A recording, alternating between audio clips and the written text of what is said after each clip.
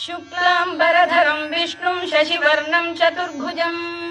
प्रसन्नवदनं ध्यायेत् सर्वविघ्नोपशान्तये। व्यासं वसिष्ठनप्तारं शक्तेः पौत्रमकल्मषं पराशरात्मजं वन्दे शुकतातं तपोनिधिम्। व्यासाय विष्णुरूपाय व्यासरूपाय विष्णवे नमो वै ब्रह्मनिधये वासिष्ठाय नमो नमः।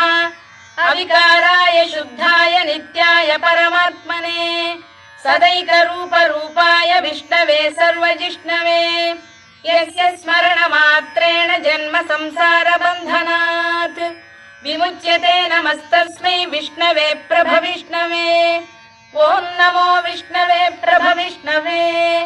श्रीवैशम्पायन उवाच श्रुत्वा धर्मानशेषेण पावनानि च सर्वशः युधिष्ठिरः शान्तनवं पुनरेवाभ्यभाषत। युधिष्ठिर उवाच किमेकं दैवतं लोके किं वाप्येकं परायणम् स्तुवन्तः कङ्कमर्चन्तः प्राप्नुयुर्मानवाः शुभम्। को धर्मः सर्वधर्माणां भवतः परमो मतः किं जपन्मुच्यते जन्तुर्जन्म संसारबन्धनात्। श्रीभीष्म उवाच जगत्प्रभुं देवदेवमनन्तं पुरुषोत्तमं स्तुवन्नाम सहस्रेण पुरुषः सततोत्थितः तमेव चार्चयन्नित्यं भक्त्या पुरुषमव्ययम् ध्यायन् स्तुवन् नमस्यं च यजमानस्तमेव च अनादिनिधनं विष्णुं सर्वलोकमहेश्वरम् लोकाध्यक्षं स्तुवन्नित्यं सर्वदुःखातिगो भवेत्। ब्रह्मण्यं सर्वधर्मज्ञं लोकानां कीर्तिवर्धनम् लोकनाथं महद्भूतं सर्वभूतभवोद्भवम् एष मे सर्वधर्माणां धर्मोऽधिकतमो मतः यद्भक्त्या पुण्डरीकाक्षं स्तवैरच्चेन्नरः सदा। परमं यो महत्तेजः परमं यो महत्तपः परमं यो महद्ब्रह्म परमं यः परायणम् पवित्राणां पवित्रं यो मङ्गलानां च मङ्गलम् दैवतं देवतानां च भूतानां यो व्ययः यतः सर्वाणि भूतानि भवन्त्यादियुगागमे यस्मिंश्च प्रलयं यान्ति पुनरेव युगक्षये तस्य लोकप्रधानस्य जगन्नाथस्य भूपते विष्णोर्नाम सहस्रं मे शृणु पापभयापहम्। यानि नामानि गौणानि विख्यातानि महात्मनः ऋषिभिः परिगीतानि तानि वक्ष्यामि भूतये। ऋषिर्नाम्नां सहस्रस्य वेदव्यासो महामुनिः छन्दोऽनुष्टुप् तथा देवो भगवान् देवकीसुतः अमृतांशुद्भवो बीजं शक्तिर्देवकी नन्दनः त्रिसामा हृदयं तस्य शान्त्यर्थे विनियुज्यते। विष्णुं जिष्णुं महाविष्णुं प्रभविष्णुं महेश्वरम् अनेकरूपदैत्यान्तं नमामि पुरुषोत्तमम्। अस्य श्रीविष्णोर्दिव्यसहस्रनामस्तोत्रमहामन्त्रस्य श्रीवेदव्यासो भगवान् ऋषिः अनुष्टुप्-छन्दः श्रीमहाविष्णुः परमात्मा श्रीमन्नारायणो देवता अमृतांशुद्भवो भानुरिति बीजम् देवकी नन्दन सृष्टेति शक्तिः उद्भवः क्षोभणो देव इति परमो मन्त्रः शङ्खबृन्नन्दकी चक्रीति कीलकम् शार्ङ्गधन्वा गदाधर इत्यस्त्रम् रथाङ्गपाणिरक्षोभ्य इति नेत्रम् त्रिसामा सामरः सामेति कवचम् आनन्दं परब्रह्मेति योनिः ऋतुः सुदर्शनकाल इति दिग्बन्धः श्रीविश्वरूप इति ध्यानम् श्रीमहाविष्णुप्रीत्यर्थे सहस्रनाम जपे विनियोगः। ध्यानम् क्षीरोदन्वत्प्रदेशे शुचिमणिविलसत्सैकते मौक्तिकानाम् मालाक्लुप्तासनस्थस्फटिकमणिनिभैर्मौक्तिकैर्मण्डिताङ्गः शुभ्रैरभ्रैरदभ्रैरुपरि विरचितैर्मुक्तपीयूषवर्षैः आनन्दीन पुरीयादरिनलिन गदा शङ्खपाणिर्मुकुन्दः भूः पादौ यस्य नाभिर्वियदसुरनिलश्चन्द्रसूर्यौ च नेत्रे कर्णावाशा शिरोद्यौर्मुखमपि दहनो यस्य वास्तेयमब्धिः अन्तस्थं यस्य विश्वं सुरनरखगो भोगि गन्धर्वदैत्यैः चित्रं रम्यते तं त्रिभुवन वपुषं विष्णुमीशं नमामि। ॐ नमो भगवते वासुदेवाय। शान्ताकारं भुजगशयनं पद्मनाभं सुरेशं विश्वाधारं गगनसदृशं मेघवर्णं शुभाङ्गम् लक्ष्मीकान्तं कमलनयनं योगिधृध्यानगम्यं वन्दे विष्णुं भवभयहरं सर्वलोकैकनाथम् मेघश्यामं पीतकौशेयवासं श्रीवत्साङ्कं कौस्तुभोद्भासिताङ्गम् पुण्योपेतं पुण्डरीकायताक्षं विष्णुं वन्दे सर्वलोकैकनाथम् नमः समस्तभूतानामादिभूताय भूभृते अनेकरूपरूपाय विष्णवे प्रभविष्णवे सशङ्खचक्रं सकिरीटकुण्डलं सपीतवस्त्रं सरसीरुभेक्षणं सहारवक्षस्थलशोभिकौस्तुभं नमामि विष्णुं शिरसा चतुर्भुजम् छायायां पारिजातस्य हेमसिंहासनोपरि आसीनमम्बुदश्याममायताक्षमलङ्कृतम् चन्द्राननं चतुर्बाहुं श्रीवत्साङ्कितवक्षसम् रुक्मिणी सत्यभामाभ्यां सहितं कृष्णमाश्रये।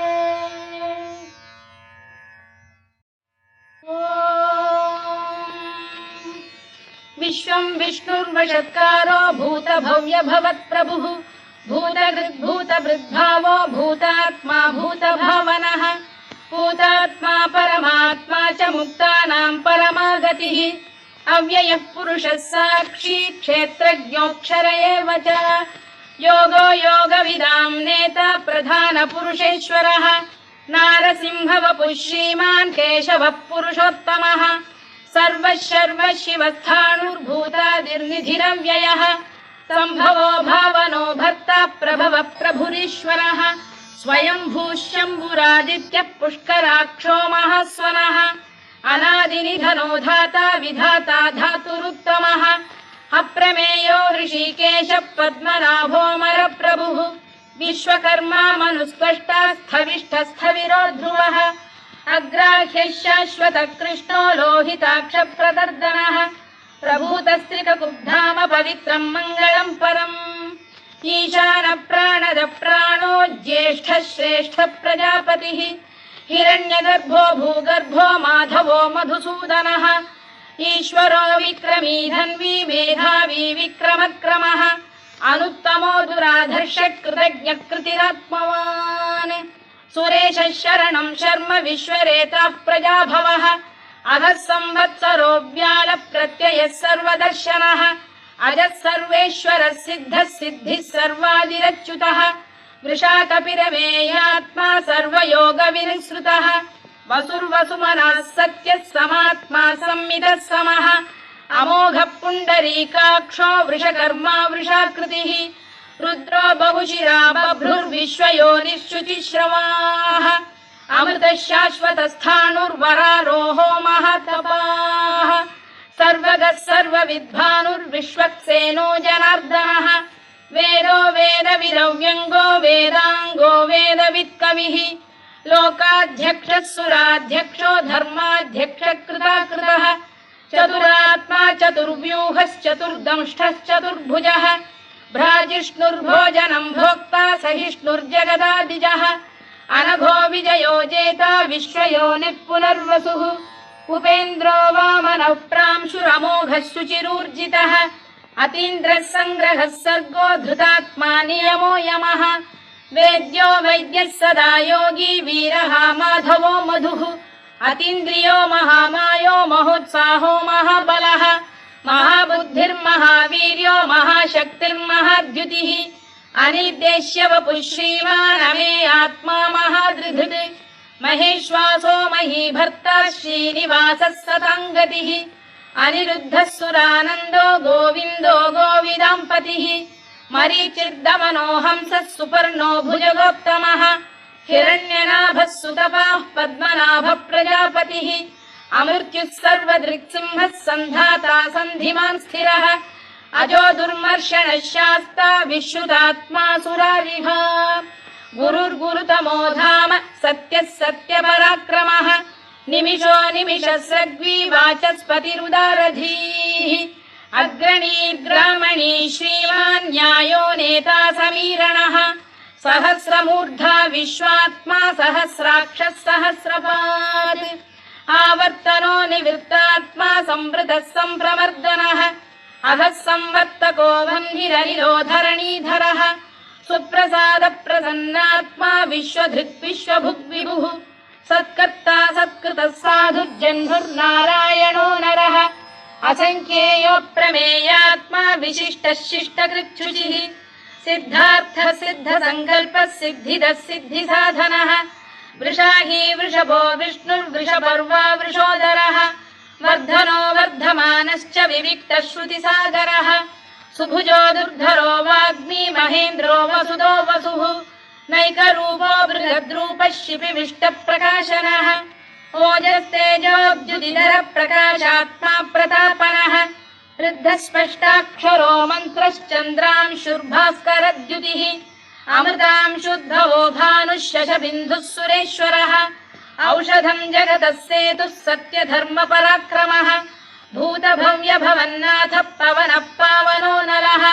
कामः कामकृत्कान्तः कामः कामप्रदप्रभुः युगादिकृद्युगावर्तो नैकमायो महाशनः अदृश्यो व्यक्तरूपश्च सहस्रजिदनन्तजित् इष्टो विशिष्टः शिष्टेष्टः शिखण्डी नघुषो वृषः क्रोधः क्रोधकृत्कर्ता विश्वबाहुर्महीधरः अच्युत प्रतिथ प्राण प्राणदो वासवानुजः अपां निधिरधिष्ठानमप्रमत्त प्रतिष्ठितः स्कन्द स्कन्दधरो धुर्यो वरदो वायुवाहनः वासुदेवो बृहद्भानुरादिदेवः पुरन्दरः अशोकस्तारणस्तारः शूरः शौरिर्जनेश्वरः अनुकूलः शतावर्तः पद्मी पद्मनिभेक्षणः पद्मनाभोरविन्दाक्षः पद्मगर्भः शरीरभृत् महर्धिर्वृद्धो वृद्धात्मा महाक्षो गरुडध्वजः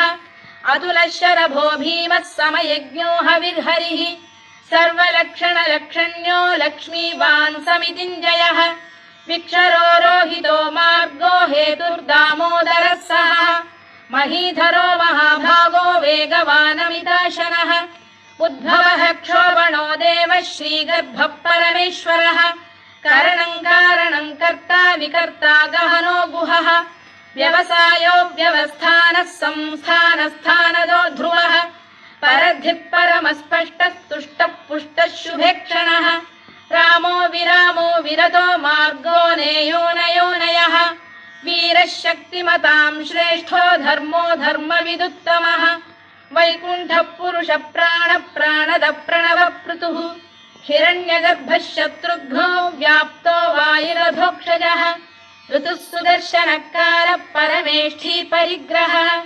उग्रः संवत्सरो दक्षो विश्रामो विश्वदक्षिणः विस्तारस्थावरस्थाणुः प्रमाणम् बीजमव्ययम् अर्थोऽनर्थो महाकोशो महाभोगो महाधनः अनिर्विण्णस्थविष्ठो भूर्धर्मयूपो महामखः नक्षत्रनेमिर्नक्षत्री क्षमः क्षामः समीहनः यज्ञयुज्यो महेज्यश्च क्रतुः सत्रम् सदाम् गतिः सर्वदर्शी विमुक्तात्मा सर्वज्ञो ज्ञानमुत्तमम् सुव्रतः सुमुखः सूक्ष्मः सुघोषः सुखदः सुहृद् मनोहरो जितक्रोधो वीरबाहुर्विदारणः स्वापनः स्ववशो व्यापी नैकात्मा नैककर्मकृत् वत्सरो वत्सलो वत्सी रत्नगर्भोधनेश्वरः धर्मकृद्धर्मी सदसक्षरमक्षरम् अविज्ञाता सहस्रांशुर्विधाता कृतलक्षणः गभस्तिनेमिः सप्तस्तः सिंहो भूतमहेश्वरः आदिदेवो महादेवो देवेशो देवभृद्गुरुः उत्तरो गोपतिर्गोप्ता ज्ञानगम्यः पुरातनः शरीरभूतभृद्भोक्ता कपीन्द्रो भूरि दक्षिणः सोमपोऽमृतपः सोमः पुरुजिः पुरुषत्तमः विनयो जयः सत्यसन्धो दाशार्हः सात्वताम् पतिः जीवो विनयिता साक्षी मुकुन्दो मितविक्रमः अम्भोनिधिरनन्तात्मा महोदधिशयोऽन्तकः अजो महार्घः स्वाभाव्यो जितामित्रप्रमोदनः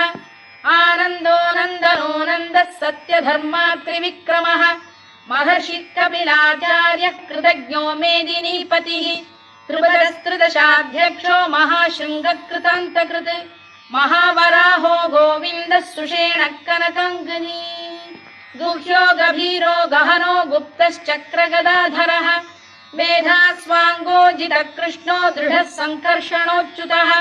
वरुणो वारुणो वृक्षः पुष्कराक्षो महामनाः भगवान् भगहानन्दी वनमाली हलायुधः आदित्यो ज्योतिरादित्यः सहिष्णुर्गतिसत्तमः सुधन्वाखण्ड परशुर्दारुणो द्रविणप्रदः दिवस्पृक् सर्वदृग्व्यासो वाचस्पतिरयो निजः त्रिसामासामगः साम निर्वाणम् भेषजम् भिषज सन्न्यासकृच्छमः शान्तो निष्ठा शान्तिः परायणम् शुभाङ्गः शान्तिदः स्रष्टा कुमुदः कुवलेशयः गोहितो गोपतिर्गोप्ता वृषभाक्षो वृषप्रियः अनिवर्ती निवृत्तात्मा संक्षेप्ताक्षेमकृत् शिवः श्रीवत्सवक्षः श्रीवासः श्रीपतिः श्रीमताम्बरः श्रीधः श्रीशः श्रीनिवासः श्रीनिधिः श्रीविभावनः श्रीधर श्रीकर श्रेयः श्रीमान् लोकत्रयाश्रयः स्वक्षः स्वङ्गः शतानन्दो नन्दिर्ज्योतिर्गणेश्वरः विजितात्मा विधेयात्मा सत्कीर्तिश्छिन्न संशयः उदीर्णः सर्वतश्चक्षुरनीशः शाश्वतस्थिरः भूषयो भूषणो भूतिर्विशोकः शोकनाशनः अर्चिष्मानर्चितः कुम्भो विशुद्धात्मा विशोधनः अनिरुद्धो प्रतिरथ प्रद्युम्नो मितविक्रमः कालनेमिनिहा वीरः शौरिः शूरजनेश्वरः त्रिलोकात्मा त्रिलोकेशः केशवः केशिहा हरिः कामदेवः कामपालः कामी कान्तकृतागमः अनिर्देश्य वपुर्विष्णुर्वीरोऽनन्तो धनञ्जयः ब्रह्मण्यो ब्रह्मकृद्ब्रह्मा ब्रह्म ब्रह्मविवर्धनः ब्रह्मविब्राह्मणो ब्रह्मी ब्रह्मज्ञो ब्राह्मणप्रियः महाकमो महाकर्मा महातेजा महोरगः महाक्रतुर्महायज्वा महायज्ञो महाहविः स्तव्यस्तव प्रियस्तोत्रम् स्तुतिस्तोतारणप्रियः पूर्णः पूरयिता पुण्यः पुण्यकीर्तिरनामयः मनोजवस्तीर्थकरो वसुरेता वसुप्रदः वसुप्रदो वासुदेवो वसुर्वसुमनाहविः सद्गतिः सत्कृतिः सत्ता सद्भूतिः सत्परायणः शूरसेनो यदुश्रेष्ठः सन्निवासः सुयामुनः भूतावासो वासुदेवः सर्वासु निलयो नलः दर्पः दर्पदो दृप्तो दुर्धरोऽथा पराजितः विश्वमूर्तिर्महामूर्तिर्दीप्तमूर्तिरमूर्तिमान् अनेकमूर्तिरव्यक्तः शतमूर्तिः शताननः एकोनैकः स वक्र किं यत्तत्पदमनुत्तमम् लोकबन्धुर्लोकनाथो माधवो भक्तवत्सलः सुवर्णवर्णो हेमाङ्गो वराङ्गश्चन्दनाङ्गदी वीरः विषमः शून्यो घृताशीरचरश्चरः अमानी मानदो मान्यो लोकस्वामी त्रिलोकधृत् सुमेधा मेधजो धन्यः सत्यमेधाधराधरः तेजो वृषोद्युतिधरः सर्वशत्रभृताम्बरः प्रग्रहो निग्रहो व्यग्रो नैकशृङ्गो गदाग्रजः चतुर्मूर्तिश्चतुर्बाहुश्चतुर्व्यूहश्चतुर्गतिः चतुरात्मा चतुर्भावश्चतुर्वेदविदेकपात् समावर्तो निवृत्तात्मा दुर्जयो दुरतिक्रमः दुर्लभो दुर्गमो दुर्गो दुरावासो दुरारिः शुभाङ्गो लोकसारङ्गः स्तुतन्तु वर्धनः इन्द्रकर्मा महाकर्मा कृतकर्मा कृतागमः उद्भवः सुन्दरः सुन्दो रत्ननाभः सुलोचनः अर्को वाजसनः शृङ्गी जयन्तः सर्वविजयी सुवर्णबिन्दुरक्षोभ्यः सर्ववागीश्वरेश्वरः महाह्रदो महागर्तो महाभूतो महानिधिः कुमुदकुन्दरकुन्दः पर्जन्यः पावनो निलः अमृताशोऽमृतवपुः सर्वज्ञः सर्वतोमुखः सुलभः सुव्रतः सिद्धः शत्रुजिच्छत्रुतापनः न्यग्रोधोदुम्बरोश्चतश्चाणूरा सप्तान्ध्रनिषूदनः सहस्रार्चिः सप्तजिह्वः सप्तैधा सप्तवाहनः अमूर्तिरनघोचिन्त्यो भयकृद्भयनाशनः अणुबृहत्कृशस्थूलो गुणभृन्निर्गुणो महान् अधृतस्वधृतस्वास्य प्राग्वंशो वंशवर्धनः भारभृत्कथितो योगी योगीशः सर्वकामदः आश्रमश्रमणः क्षामः सुपर्णो वायुवाहनः धनुर्धरो धनुर्वेदो दण्डो दमयिता दमः अपराजितः सर्वसहो नियन्ता नियमो यमः सत्त्ववान् सात्विकः सत्यः सत्यधर्मपरायणः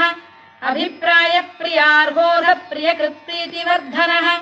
विहाय सगदिर्ज्योतिः सुरुचिर्पुतभुग्विभुः रविर्विरोचनः सूर्यः सविता रविलोचनः अनन्तो हुतभुग्भोक्ता सुखदो नैकजोऽग्रजः अनिर्विण्णः सदामर्षी लोकाधिष्ठानमद्भुतः सनातनतमः कपिलः कपिरव्ययः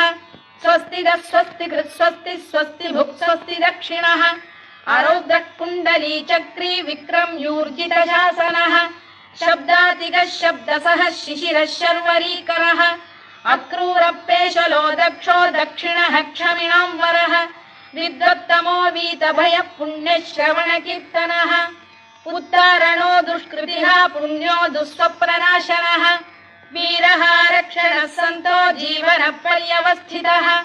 अनन्तरूपोऽनन्तश्रीर्जितमन्युर्भयापहः चतुरश्रो गभीरात्मा विदिशो व्यादिशो दिशः अनादिर्भूर्भुवो लक्ष्मी सुवीरो रुचिराङ्गदः जननो जनजन्मादिर्भीमो भीमपराक्रमः आधारनिलयो धाता पुष्पहास प्रजागरः ऊर्ध्वरः सत्पथाचार प्राणद प्रणवप्रणः प्रमाणं प्राणनिलय प्राणभृत् प्राणजीवनः तत्त्वं तत्त्वविदेकात्मा जन्म मृत्युजरातिगः भूर्भुवः स्वस्तरुस्तारः सविता प्रपितामहः यज्ञो यज्ञपतिर्यज्वा यज्ञाङ्गो यज्ञवाहनः यज्ञभृद्यज्ञकृद्यज्ञी यज्ञभुग्यज्ञसाधनः यज्ञान्तकृद्यज्ञदुह्यमन्नमन्नाद एव च आत्मयोनिः स्वयं जातो वैखानः सामगायनः देवकीनन्दनः स्रष्टा क्षितीशः पापनाशनः शङ्खबृन्नन्दकी चक्री शार्ङ्गधन्वा गदाधरः रथाङ्गपाणिरक्षोभ्यः सर्वप्रहरणायुधः सर्वप्रहरणायुध ॐ नम इति वनमाली गरीशाङ्गी शङ्खी चक्री च नन्दकी श्रीमान्नारायणो विष्णुर्वासुदेवोऽभिरक्षतु वनमाली गरीशाङ्गी शङ्खी चक्री च नन्दकी श्रीमान्नारायणो विष्णुर्वासुदेवोऽभिरक्षतु वनमाली गरीशाङ्गी शङ्खी चक्री च नन्दकी श्रीमान्नारायणो विष्णुर्वासुदेवोऽभिरक्षतु इतीदं कीर्तनीयस्य केशवस्य महात्मनः नाम्नां सहस्रं दिव्यानामशेषेण प्रकीर्तितम् य इदं शृणुयात् नित्यं यश्चापि परिकीर्तयेत् नाशुभं प्राप्नुयात् किञ्चित् सोमुत्रेह च मानवः वेदान्तको ब्राह्मणः स्यात् क्षत्रियो विजयी भवेत् वैश्यो धनसमृद्धः स्यात् शूद्रः सुखमवाप्नुयात् धर्मार्थी प्राप्नुयात् धर्ममर्थार्थी चार्थमाप्नुयात् कामानवाप्नुयात् कामी प्रजार्थी चाप्नुयात् प्रजाम् भक्तिमान् यः सदोत्थाय शुचिस्तद्गतमानसः सहस्रं वासुदेवस्य नाम्नामेतत्र कीर्तयेत् यशः प्राप्नोति विपुलं याति प्राधान्यमेव च अचलां श्रियमाप्नोति श्रेयः प्राप्नोत्यनुत्तमम् न भयं क्वचिदाप्नोति वीर्यं तेजश्च विन्दति भवत्य रोगोद्युतिमान् बलरूपगुणान्वितः रोगार्तो मुच्यते रोगात् बद्धो मुच्येत बन्धनात् भयान्मुच्येत भीतस्तु मुच्येतापन्न आपदः दुर्गाण्यतितरत्याशु पुरुषः पुरुषोत्तमम् सुवन्नाम सहस्रेण नित्यं भक्तिसमन्वितः वासुदेवाश्रयो मर्त्यो वासुदेवपरायणः सर्वपापविशुद्धात्मा याति ब्रह्म सनातनम् न वासुदेव भक्तानामशुभं विद्यते क्वचित् जन्म मृत्युजरा व्याधि भयं नैवोपजायते इमं स्तवमधीयानः श्रद्धा भक्ति समन्वितः युज्येतात्मसुखक्षान्तिः श्रीधृतिस्मृतिकीर्तिभिः न क्रोधो न च मात्सर्यं न लोभो न शुभामतिः भवन्ति कृतपुण्यानां भक्तानां पुरुषोत्तमे द्यौः स चन्द्रार्कनक्षत्राखं दिशो भूर्महो दधिः वासुदेवस्य वीर्येण विधृतानि महात्मनः ससुरासुरगन्धर्वं स यक्षोरगराक्षसम् जगत्वशे वर्ततेदं कृष्णस्य सचराचरम् इन्द्रियाणि मनो बुद्धिः सत्त्वं तेजो बलं धृतिः वासुदेवात्मकान्याहुः क्षेत्रं क्षेत्रज्ञ एव च सर्वागमानामाचार प्रथमं परिकल्पते आचार प्रभवो धर्मो धर्मस्य प्रभुरच्युतः ऋषयः पितरो देवा महाभूतानि धातवः जङ्गमा जङ्गमं चेदं जगन्नारायणोद्भवम् योगो ज्ञानं तथा साङ्ख्यं विद्या शिल्पादिकर्म च वेदाः शास्त्राणि विज्ञानमेतत् सर्वं जनार्दनात् एको विष्णुर्महद्भूतं पृथग्भूतान्यनेकशः त्रीन् लोकान् व्याप्य भूतात्मा भुङ्क्ते विश्वभुवव्ययः इमं स्तवं भगवतो विष्णोर्व्यासेन कीर्तितम् पठेद्य इच्छेत् पुरुषः श्रेयत् प्राप्तुं सुखानि च विश्वेश्वरमजं देवं जगतः प्रभुमव्ययम् भजन्ति ये पुष्कराक्षं न ते यान्ति पराभवम् न ते यान्ति पराभवम् ओन्नम इति अर्जुनोवाच पद्मपत्र विशालाक्ष पद्मनाभ सुरोत्तमा भक्तानामनुरक्तानां त्राता भव जनार्दन श्रीभगवानुवाच यो मां नाम सहस्रेण स्तोतुमिच्छति पाण्डव सोऽहमेकेन श्लोकेन स्तुत एव न संशयः स्तुत एव न संशयोऽन्नम इति व्यास उवाच वासनाद् वासुदेवस्य वासितं भुवनत्रयम् सर्वभूतनिवासोऽसि वासुदेव नमोऽस्तु ते वासुदेव नमोऽस्तु ते ओन्नम इति पार्वत्युवाच केनोपायेन लघुना विष्णोर्नाम सहस्रकम् पठ्यते पण्डितैर्नित्यं श्रोतुमिच्छाम्यहं प्रभो ईश्वर उवाच श्रीराम राम रामेति रमे रामे मनोरमे सहस्रनाम तत्तुल्यं राम नाम वरानने श्रीराम राम रामेति रमे रामे मनोरमे सहस्रनाम तत्तुल्यं राम नाम वरानने श्रीराम राम रामेति रमे रामे मनोरमे सहस्रनाम तत्तुल्यं राम नाम वरानने राम नाम वरानन ओन्नम इति ब्रह्मोवाच नमोऽस्त्वनन्ताय सहस्रमूर्तये सहस्रपादाक्षि शिरोरुबाहवे सहस्रनाम्ने पुरुषाय शाश्वते सहस्रकोटियुगधारिणे नमः सहस्रकोटियुगधारिणे नमः ओन्नम इति सञ्जय उवाच यत्र योगेश्वर कृष्णो यत्र पार्थो धनुर्धरः तत्र श्रीर्विजयो भूतिर्ध्रुवा नीतिर्मतिर्मम श्रीभगवानुवाच अनन्याश्चिन्तयन्तो मां ये जनाः पर्युपासते तेषां नित्याभियुक्तानां योगक्षेमं वहाम्यहम् परित्राणाय साधूनां विनाशाय च दुष्कृतां धर्म संस्थापनार्थाय सम्भवामि युगे युगे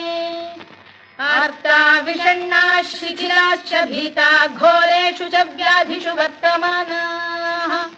संकीर्त्य नारायण शब्दमात्रं विमुक्तदुःखाः सुखिनो भवन्तु